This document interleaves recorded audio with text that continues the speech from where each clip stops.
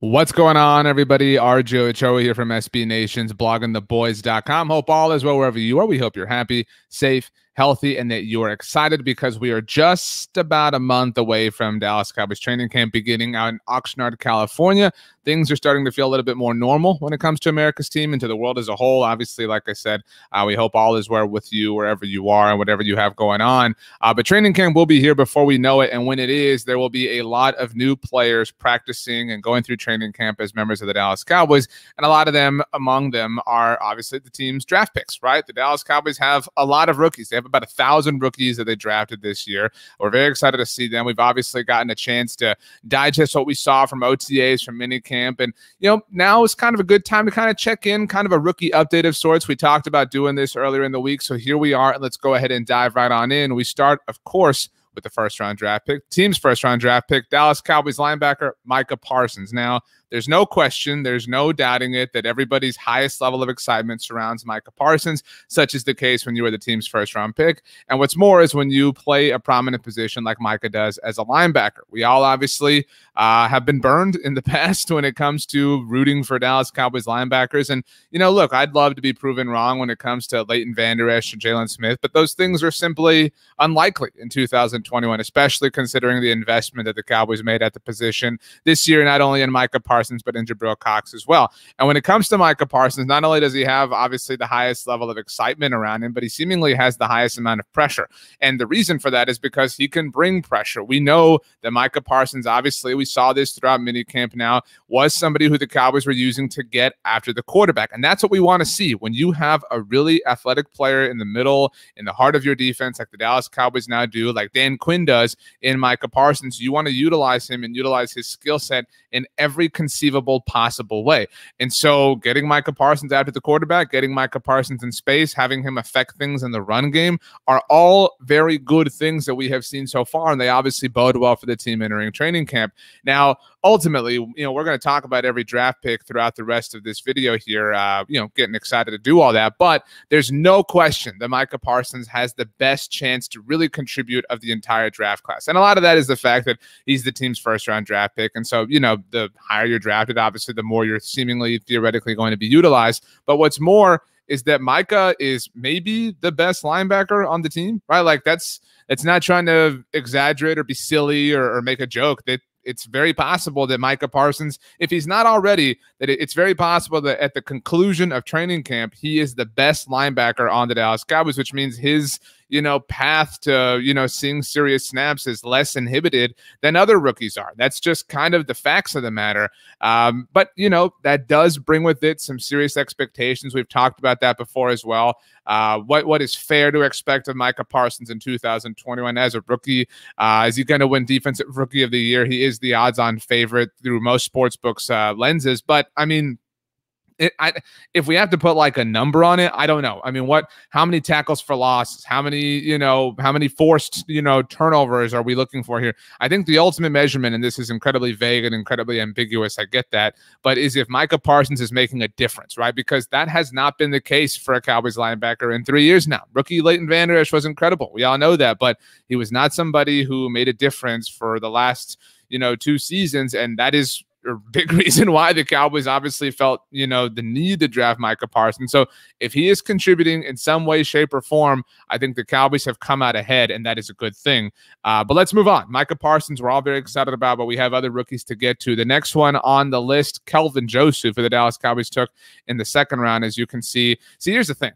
All these new numbers and all the rules, I've talked about this, gone on different, you know, diatribes about it. Kelvin Joseph, wearing number 24, is just chef's kiss beautiful. I mean, a corner wearing number 24, it doesn't get much better than that in the NFL, but I digress. Kelvin Joseph obviously missed some time. As we all know, he had some tweets about the pandemic and whatnot. We certainly hope he's doing well also. But when it comes to Kelvin Joseph, I don't think it's fair to have the same level of hype around him as we have when it comes to Micah Parsons. And a lot of that is because it's hard to imagine that the same levels of opportunity are going to be there for him. When you consider that that, you know, Trayvon Diggs did play a lot last year, and maybe that's where you're coming from, saying, well, Trayvon played a lot as a rookie. Why won't Kelvin Joseph? They're both back-to-back second-round cornerbacks for the Cowboys. A lot of that was injuries, right? I mean, you know, we talked about the pandemic. Chidobe Awuzie, when he was still on the Cowboys, was placed on the COVID list last year. I mean, at a certain point, Trayvon Diggs was just one of the last healthy bodies available for the Cowboys, which is why he got so many serious snaps. And obviously, he played really well, had 3 interceptions, all of which were against the Philadelphia Eagles. But I don't know that I necessarily see that happening for Kelvin Joseph here in his rookie season. It's really, you know, rare that a rookie corner is trusted early on in his NFL career. And so it makes sense that there would be some sort of, not learning curve, but some sort of necessary time for Kelvin Joseph to get acclimated to the NFL game and for the Cowboys roster to reach a point where it makes sense to play him. The Cowboys do obviously have options. They have Trayvon Diggs. They have Anthony Brown. They have Jordan Lewis. I would expect that Trayvon, Anthony, and Jordan Lewis are their starting corners, and, you know, when they're playing nickel. And, you know, where does Kelvin factor into that? I mean, is he going to be a starter by season's end? I think so. But I do think that that's a bit more of a slow burn than somebody like Micah Parsons, which is, you know, it's fine and makes sense, but just be cool. Just temper expectations when it comes to Kelvin Joseph is the only point I'm bringing up. But we'll move on to Osa Odighizuwa. The Dallas Cowboys addressed the defensive tackle position in the 3rd round for the 2nd straight year. Kind of like, you know, I don't know if I'd realized this before, but last year the Cowboys took a corner in the 2nd round, a defensive tackle in the 3rd round. They did those exact same things this year in Kelvin Joseph and Osa Odighizuwa. I'm super pumped to watch Osa, and I'm super pumped for the future of the Cowboys defensive tackle position as a whole. We'll get to Quinton Bohanna in a little bit. As I mentioned, we're going to roll through the whole class, but here's somebody who really is going to kind of show us Dan Quinn's impact. And I don't know that it's completely fair to hold Dan Quinn to that expectation to where, you know, Osa Odighizuwa, his success is the only measurement of success that we have for Dan Quinn. I'm not trying to say that, but Dan Quinn obviously has a history, you know, doing a lot of different things for a couple of different defenses. Obviously, he had a lot of great times in Seattle, but I mean, there's no question that Dan Quinn's going to be a factor here, right? Everybody wants to see a Grady Jarrett in Dallas, what Dan Quinn is able to pull off in Atlanta. And I don't know that that's a fair, you know, parallel to draw, but there is hope, right? I mean, there's certainly hope. The Cowboys have finally moved on from the way that Rod Marinelli liked to do things in Dallas when it came to defensive tackles, interior defensive linemen as a whole. And so if Dan Quinn can, you know, if Dan Quinn can make things a little bit more viable, I mean, that, you know, that points the arrow up for Osa Odighizuwa as far as I am concerned. And when you think about this position group as a whole, it has really undergone a massive remodeling over the last, you know, we'll call it last year. I mean, think about it, actually. A year ago, the Cowboys had signed Joe McCoy, Dontari Poe. They were coming off of a year where Tristan Hill was incredibly disappointing as a rookie. They did draft Neville Gallimore. Obviously, Dontari Poe didn't work out, and Joe McCoy got hurt on day 1, and they were forced to rely on Tristan Hill, who played really well. And that does factor into this conversation when it comes to Osa Odighizuwa.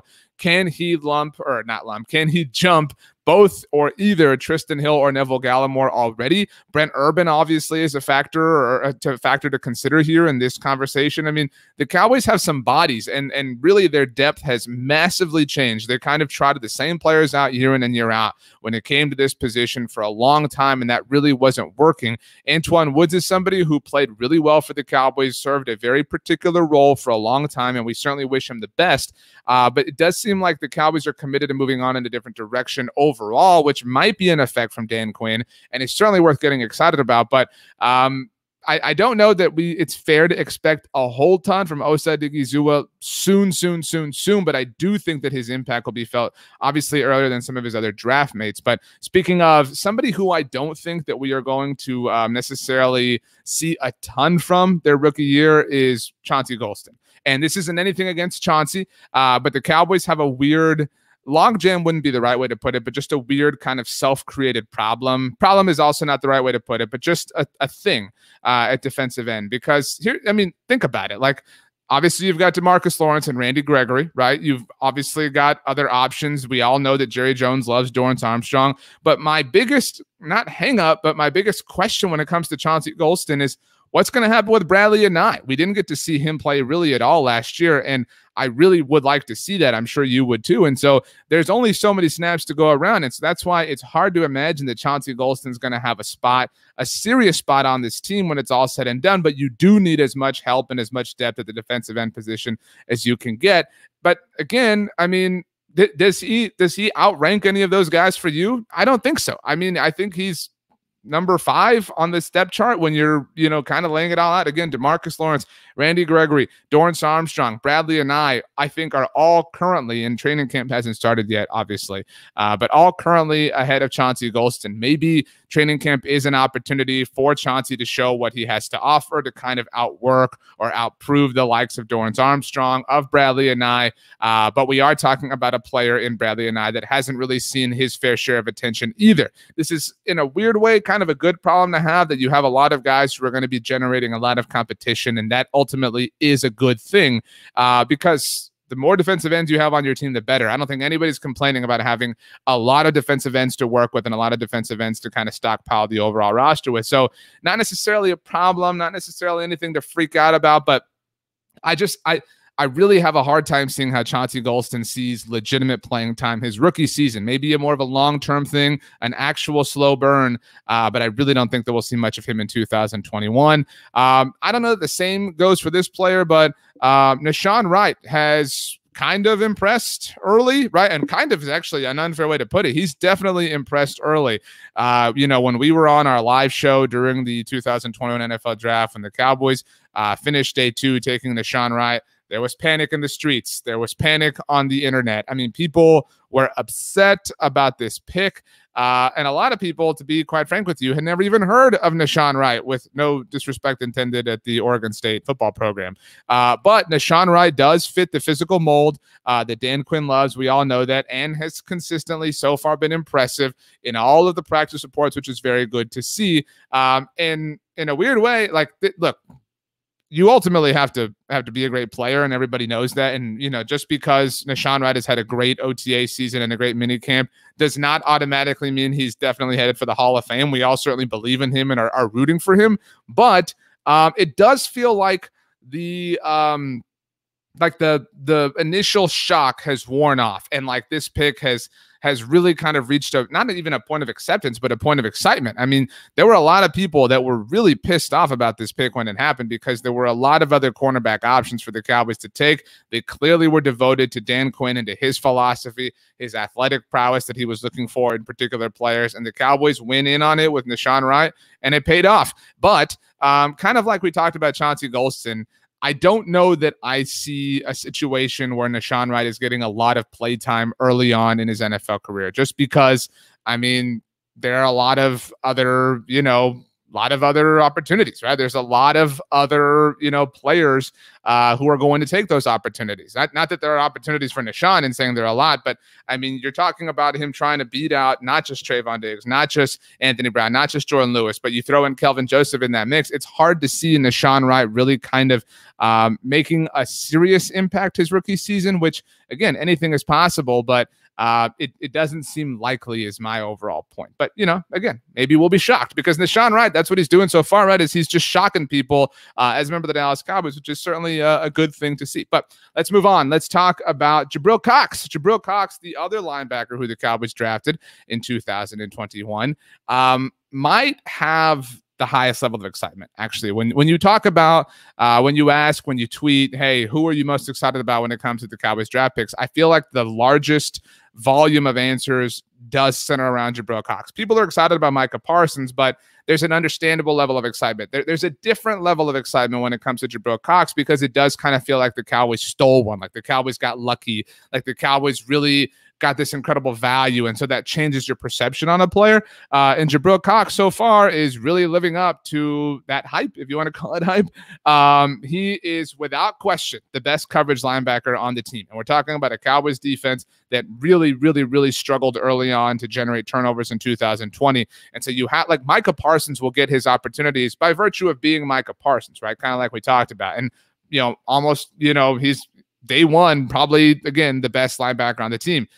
Jabril Cox isn't in that same space, but Jabril Cox is somebody that, because of the skills he has, both obviously as just a natural linebacker, as a coverage linebacker, he does seem like somebody who can really play his way onto, you know, a higher spot on the depth chart. And that's not the same challenge that awaits Micah Parsons. I hope that point makes sense. Micah's going to get his opportunities because he is already that good on paper. Jabril Cox, it kind of, I think, will take some time for it to be a little bit more obvious how great he is and how different he is than, say, Jalen Smith or Leighton Vander Esch, but it does feel like it's a matter of time.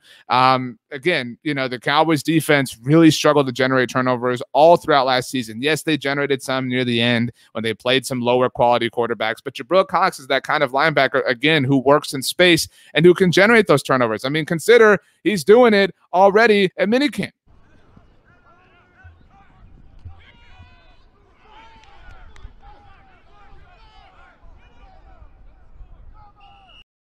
It's just a different thing. It's a different thing to see your linebackers making plays on the ball. And it's something that we haven't seen for a long time when it comes to the Dallas Cowboys, which is what's so exciting and so refreshing about this idea. I mean, think about it. You've got Jabril Cox and you've got Micah Parsons, who, again, is also making nice plays himself.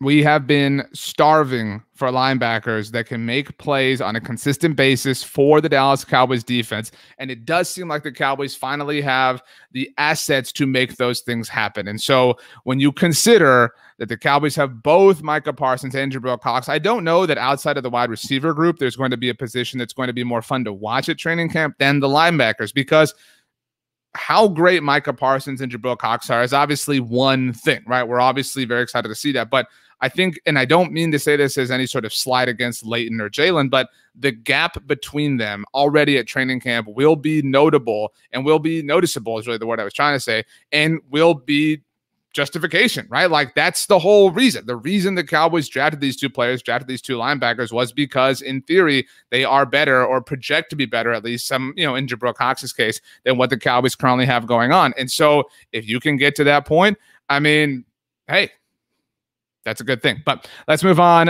Shout out to Jabril Cox. Obviously very excited about him.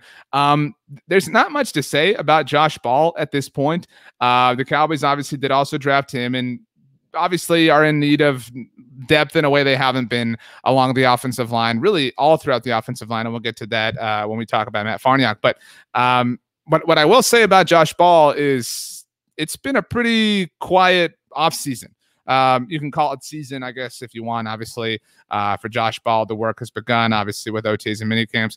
And there's not a whole lot to say on that, because he is somebody who entered the NFL, into the Dallas Cowboys with a checkered past. And so there hasn't been a lot offered on Josh Ball, but that's fine, I guess. I mean, there's really not a whole lot to say when it comes to him ultimately, but I do think that he will be interesting to watch through the lens of who he is as a football player, because is he going to be better than either Brandon Knight or Terrence Steele day one? I don't know. I don't think so. And I feel like we have such a negative taste in our mouths from Brandon Knight and Terrence Steele last year, because they were relied on so severely, obviously with Tyron Smith and Lyle Collins getting hurt. And I've said this a couple of different places already so far this offseason.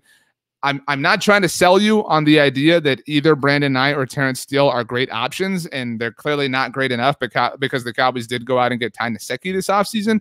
However, it is a rare thing to have young players like Brandon Knight, like Terrence Steele, so early in their NFL careers. Brandon Knight's only entering his third year, Terrence Steele his second, and they were both undrafted free agents, as you well know. But it is a rare thing to have players that young as reserves, as depth, that have as much starting NFL experience as they do. Again, that happened in a way that was unfortunate with both Tyron and Lyle getting hurt last season. But that is nice, I guess, to lean on in an emergency besides having Ty Nsekhe. And so I have a hard time seeing how Josh Ball is a higher priority than them. And so maybe Josh Ball is a practice squad candidate. Maybe he's kind of on the edge of this roster, when it's all said and done. But Not a lot going on with Josh Ball these days, so we will move on to talk about one of our favorites, Simi Fehoko. So many people very excited about what the Dallas Cowboys wide receiver room is going to look like. I mentioned it a minute ago as one of the most exciting position groups to watch at training camp, not because of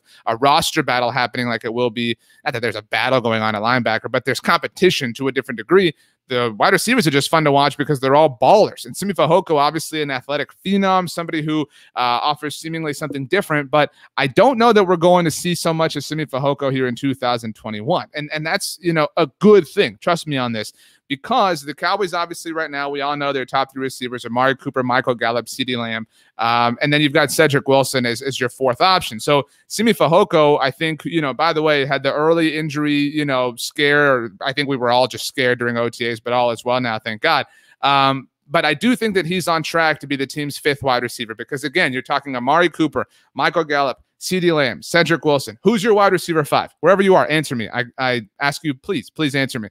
If your answer is Noah Brown, I mean, fine. I'm not trying to, be negative about Noah Brown, but the NFL is a game of contracts. The NFL is a game of following the money. And when you look at the current wide receiver position in the NFL, is Noah Brown a part of your long-term future if you're the Dallas Cowboys? Because if you're the Cowboys, the top of your wide receiver position in 2022 and beyond is one of Amari Cooper and Michael Gallup, because Michael Gallup could just continue to play at an unreal level, and the Cowboys could decide to cut Amari Cooper next offseason, eat the $6 million in dead money, and sign Michael Gallup to a long-term extension. Obviously, they have CeeDee Lamb, who will then be entering the third year of his rookie contract. But it is CeeDee Lamb and one of the two for the future. One of them, Michael Gallup or Amari Cooper, is very likely gone in 2022. Either Michael Gallup going and getting a new deal elsewhere, or Amari Cooper as a casualty in favor of keeping Michael Gallup. And so you've got two of those three. Cedric Wilson is on a one-year deal at this point because of his tender. So he might be gone next season.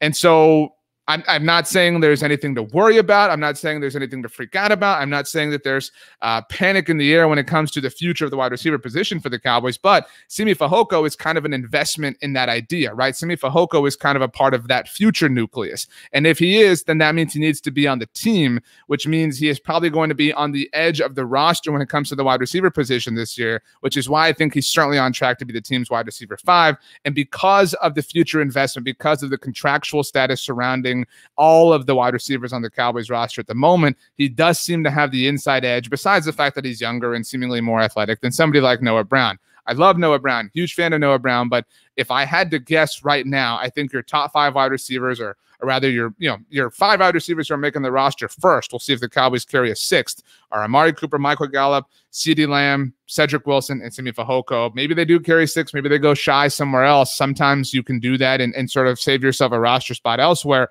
But the Cowboys might carry 3 quarterbacks. I mean, that's right there. You've got to make some tough decisions, which is why training camp can be a lot of fun. But we move on to Quinton Bohanna. We mentioned defensive tackles a little while ago.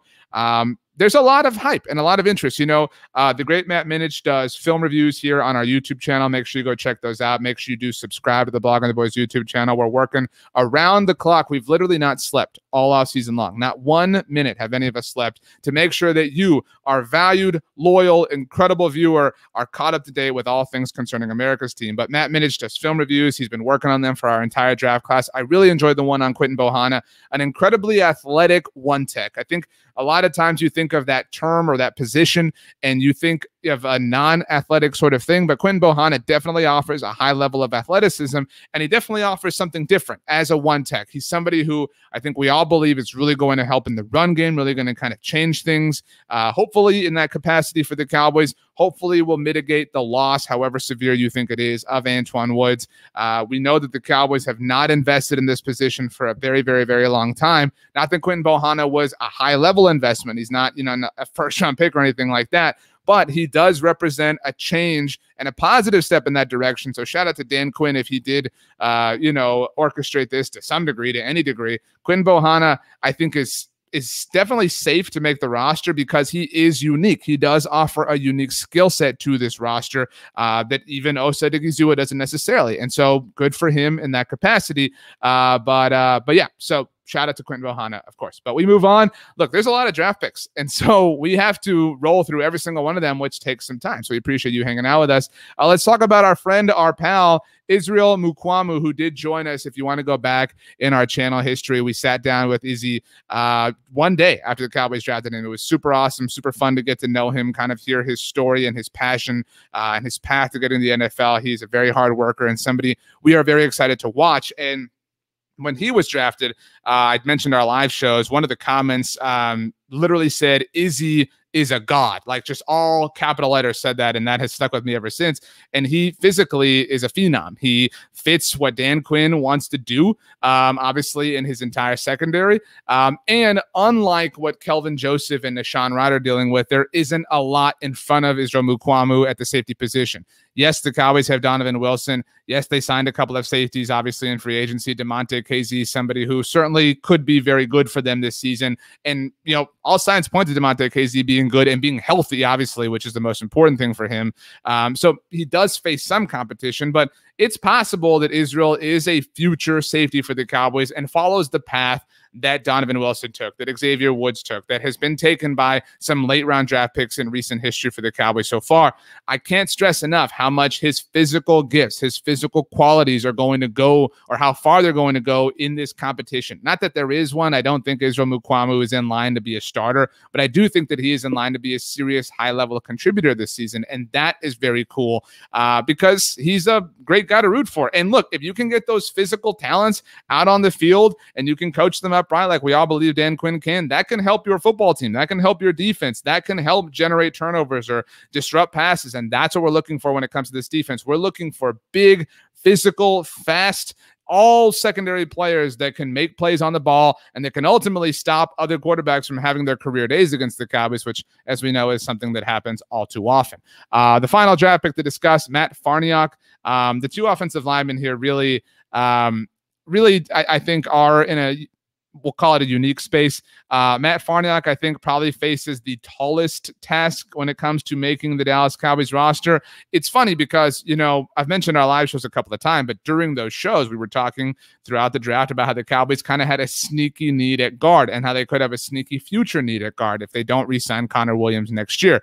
That being said, I still don't think that Matt necessarily has a huge advantage over anything towards making the Cowboys roster.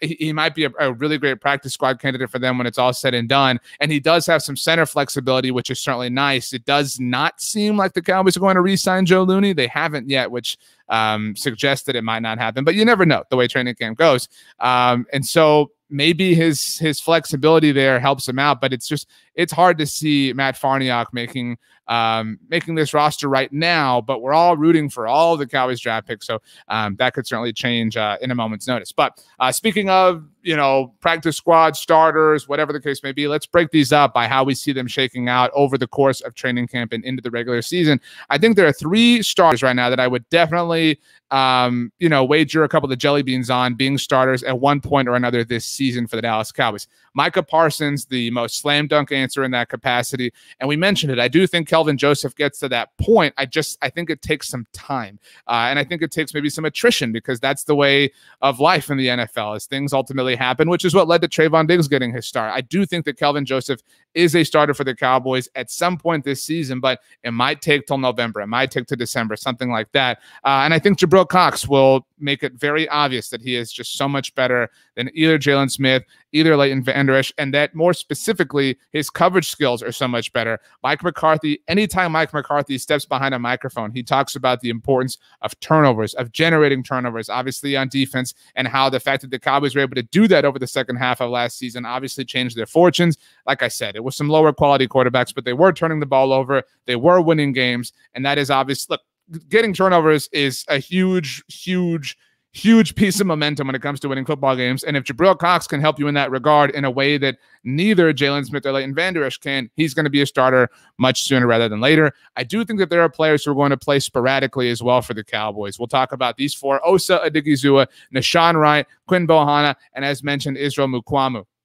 I think all these guys get in the mix. You know, we mentioned, you know, for Osa, for Quinton, there's a bit of a logjam at defensive tackle. Not that there's like a lot of great talent, but there's just a lot of bodies to try to overcome, to try to, you know, surpass one or the other when it comes to the depth chart, the overall roster, etc. But I do think that they'll be part of the rotation that Dan Quinn is ultimately going to oversee. Similarly, you know, to Israel Mukuamu, I think Nahshon Wright, you know, is somebody who will see time. We talked about how Israel isn't necessarily facing a huge battle at the safety position when it comes to cemented starters and cemented players and cemented roles, but I think that there will be room for both of these players at both of these positions. The Cowboys clearly believe in them, but again, I think the more important quality here is their physical traits. Both Nahshon Wright and Israel Mukuamu possess the physical traits that Dan Quinn has prioritized for so long in all the defenses, specifically all the secondaries that he's built over recent history. The fact that they have that is important. I mean, we all know that the Cowboys clearly love them because they drafted them, and they clearly viewed, by the way, Israel as a safety prospect right away. I mean, it was day one that they talked about flipping him from corner to safety, and so they will see time. They won't be starters if you want to, you know, be strict about that, but they will definitely be utilized to I think a solid degree, you know, a respectable degree. Guys who I think are ultimately going to be a little bit buried on the depth chart, buried within the roster overall. Chauncey Golston, we talked about. I just think there are too many bodies at defensive end. And I think that, you know, it's hard to see a role for him in 2021, specifically because Bradley and I couldn't craft that role out himself in 2020. I mean, if it couldn't happen last year for Bradley and I, it is difficult to see how it could happen in 2021 for Chauncey Golston. Like I said, he could really wow people at training camp, but we have heard the promise. We've been tantalized before when it comes to the Cowboys and these young defensive ends. Bradley and I last year, Dorrance Armstrong once upon a time, Joe Jackson. I mean, these every year almost, there is that young late round, mid round draft pick that is supposed to make a difference at defensive end, but ultimately doesn't end up materializing for the Cowboys. So Chauncey Golston, I think, is just, you know, somebody who is going to have his work cut out for him in 2021. We talked about Josh Ball. I don't know how he beats out either Brandon Knight or Terrence Steele. Obviously, none of them are beating out Ty Nsekhe for the swing tackle position. Things get more complicated. There have been chatters before online about, you know, Connor Williams maybe being the team swing tackle if the Cowboys find a better option at left guard. But so even if that were to be the case, this conversation becomes all the more when it comes to Josh Ball. There's just, it's hard. It's hard to see him really even being the team's sixth. I mean, he's their sixth best tackle at the moment, and that's a hard spot to be in, you know, to see legitimate playing time, obviously week in and week out in the NFL. And in a very different way from either Chauncey Golston or Josh Ball, Simi Fehoko, just, you know, and I think he'll get time. You know, we've seen Noah Brown, you know, see snaps obviously for the Cowboys in this same spot that we're talking about, kind of this wide receiver 5. Maybe that happens, but the Cowboys are obviously going to lean on their wide receivers at the top of their roster because they're also talented. But this is a good thing for Simi Fehoko, a future investment in the wide receiver position. Finally, the only draft pick that I'm really comfortable saying right now is probably headed to the practice squad is Matt Farniok. I could be convinced to put Josh Ball in this category too, I suppose. But it seems like that might be where Matt Farniok ultimately ends up. And so there's nothing wrong with that. The Cowboys need bodies on their practice squad. We saw obviously last year in the NFL, they leaned on their practice squad. They leaned on their young offensive linemen a lot. Life happens fast in the NFL. And so if that is ultimately the case, hey, so be it. But this was a lot of fun, kind of breaking down where the Dallas Cowboys rookie class stands after OTAs, after mini camp. There is a bit of a break that we're in, obviously, right now before training camp ultimately begins late July. These are very exciting times, obviously, for the Cowboys, for us. We're going to continue to churn out content here on our YouTube channel. We are not going anywhere. I say this all the time because I want to make sure you know we are here 24/7, 365 to talk about the thing that we all love, and that is the Dallas Cowboys. If you have any comments, questions, concerns, if you want us to talk about a certain, you know, idea, certain topic, a specific idea, specific topic, you can hit me up. I'm RJ Ochoa. You can find me on Twitter or Instagram at RJ Ochoa. My DMs are open if you want to send something that's longer than 280 characters. You can also send me an email, rj.ochoa@sbnation.com. And yeah, other than that, you can do me a favor. All right. You can do me a favor and have the best day ever. I'm talking just have the greatest day of all time. You know why? Because you deserve it. Thanks for joining us, everybody. We'll see you next time.